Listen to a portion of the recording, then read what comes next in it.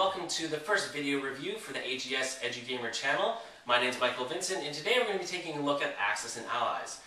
Axis and Allies is certainly a classic game, a game that many of you have probably heard of before, may have even played. It's similar to other classic games like Risk, but today I want to take a look at Axis and Allies from an educational perspective. So I'd like to emphasize, so for the reviews that will be happening on this channel, I won't really be looking at the games as a whole. I'm not necessarily looking for how fun the game is or how smooth the mechanics are, although I will briefly discuss those. But I'm really trying to focus on would a teacher be able to use this game in their classroom to enhance a unit or to teach students something? Or would a parent perhaps want to pick this up so that their child who is interested in World War II or interested in the unit they're doing at school, and would it somehow be able to enhance their learning? So I'd like to emphasize this is not a general game review, and I'm also not really going to walk through how to play the game. That's not really the focus here. The focus is to analyze the game, look at where historical concepts or content may be integrated into the game, but this is not a review in its traditional sense, I suppose. So I'd like to open the game up, we'll take a look at it, and I want to walk through some of the important concepts and some of the important content that would help enhance or supplement a World War II unit that you might be doing in your classes. So let's take a look. So I'll just let you take a look at the box here for a second. Axis and Allies is a World War II game that looks at the war as a whole. So you have a game for 2 to 5 players controlling either the Axis side or the Allied side of the World War II conflict. It's really made for 5 players, where one will each control a major nation from World War II, including the United States, Great Britain, Russia, Japan, and Germany. You could adapt the game to play with 2 players, where each player takes one side, the Axis and the Allies. And I would say you could probably add a 6th player, where you perhaps each had a team, 3 players playing the Axis, 3 players playing the Allies, and they sort of cooperate and control the different nations as a team. I've used this in my classes, and it's been very popular, even though this game is sometimes looked down upon by modern gamers as not being as elegant as many of the modern war games. Students who haven't been exposed to many board games actually will find a lot of fun here. So let's open up the box and take a look at the board in a bit more detail. As you can see, here's the board for Axis and Allies. And the first thing you're going to notice is that this encompasses the entire war. The map itself takes the entire globe, with all countries and their colonies being considered. So the first advantage of this game, if students are sitting around playing, is they're going to get a very good sense of the geography, both of the world and how it plays into the context of World War II.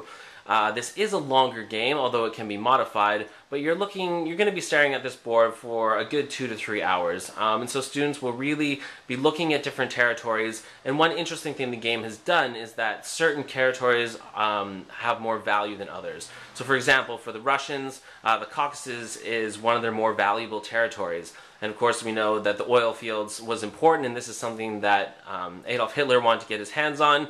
And so you can sort of explain to students while they're playing, or if you've already done your unit, students will be able to sort of explain and see why certain territories are more valuable than others. So if students play this game for any period of time, they're really going to get a good sense of world geography and how it plays into the context of World War II. Another important concept from the Second World War is the importance of technology, and that unlike past European wars, which tended to play out mostly on land, by World War II technology is very important, and arguably the battle in the sea, the naval combat, and what's happening in the sky, particularly with bombing raids, is heavily factored into this game as well. So just to walk you through the different countries quickly, going from left to right, we have the Americans in green, the skin tone color in the middle, that's the British. Then there's a big swath of black in the middle of Europe, that will be Germany. Moving over, we see Russia in red, and then finally the Japanese in the Pacific. And they're pretty evenly distributed between air, sea, and land. So here you can see the national production track, which tracks the economic strength of the different nations. We see the Americans have the strongest economy, and that will actually often continue to grow as the game goes on, with the Russians kind of lagging behind the other 4 countries. So if you teach World War II, one of the most important concepts you're going to be talking about is that of total war.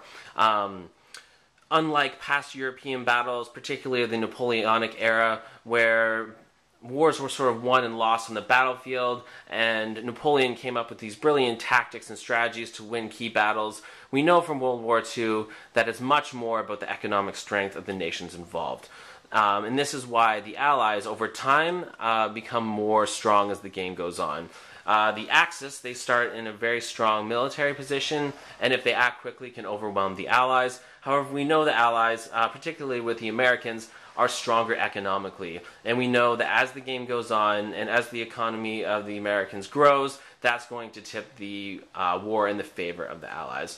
So, Total War is an important concept for World War II, and this game actually does a very good job of integrating the ideas of the economies of the countries involved in Total War into the gameplay mechanics of the game.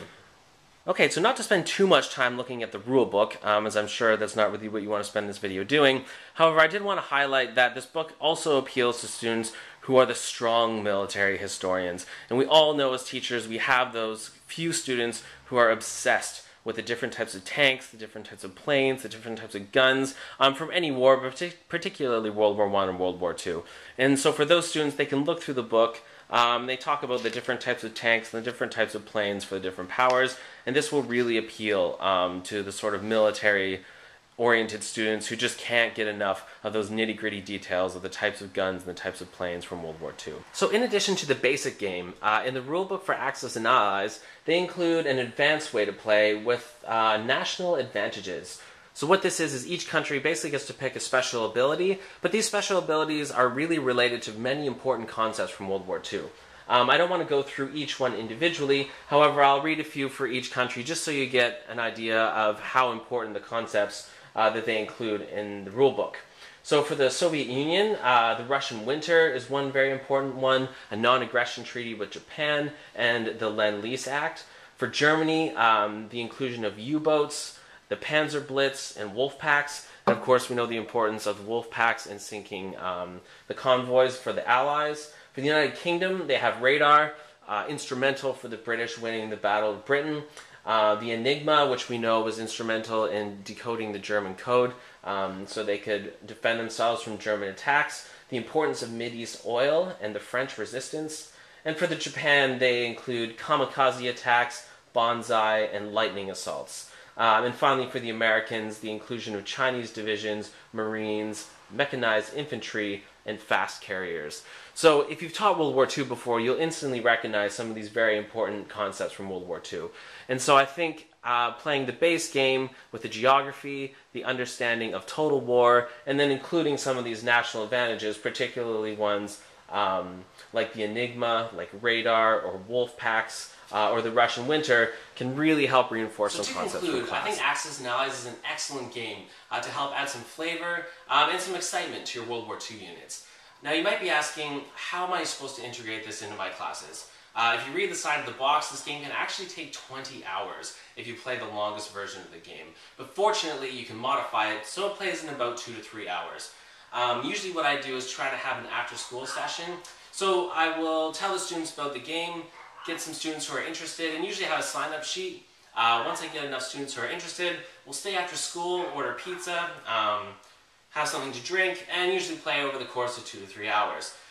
Students always seem to really enjoy the game. Often as soon as it's over, they ask me, when can we play again? And in many cases, if I had students go, they buy the game and get together outside of school with each other so that they can play on their own. Now, there are some drawbacks to this game. It's certainly not going to appeal to everyone. Because the game can take 2 to 3 hours, you're really going to want to target students who you know have a good attention span. For students who have a hard time sitting down and focusing on something for many hours on end, this game could be a problem for them. But I found for students who do have that attention span, it's really fun. This game holds attention for quite a long time, and students really like the team aspect of it. So even though the game is designed for 2 to 5, I think it's possible to have 6 players playing the game, and you can have 3 players sort of collectively playing the Allied side, and 3 players collectively controlling the Axis side. So to conclude, if you teach World War II, I highly recommend giving Axis and Allies a try. Maybe you could just start by finding 4 or 5 students who seem interested and do an after-school thing like I do, order some pizza, and have a good couple hours playing. Afterwards, you can ask them what they thought of the game, maybe have them assess where they see its strengths in terms of how it might reinforce concepts from class, and perhaps you could even come up with some sort of assignment.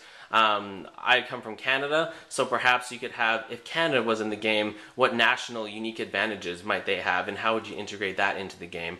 Or perhaps you could have them write a report kind of highlighting where the game is historically accurate, and are there elements of the game where they get things wrong? Or could they have taken any historical concepts and maybe improved the game in some ways? So I think this game is fantastic. I think students will have a lot of fun with it if you can find the right students with a long enough attention span to kind of play for 2 or 3 hours. So thanks very much for watching. I'll be reviewing more games soon. Stay tuned for a review of Werewolf, which is a good icebreaker game for the first week of school. If you have any suggestions, if you have any comments or questions, please feel free to email me or hit me up on Twitter, which I will include at the bottom of the screen. So thanks very much. Have a good day.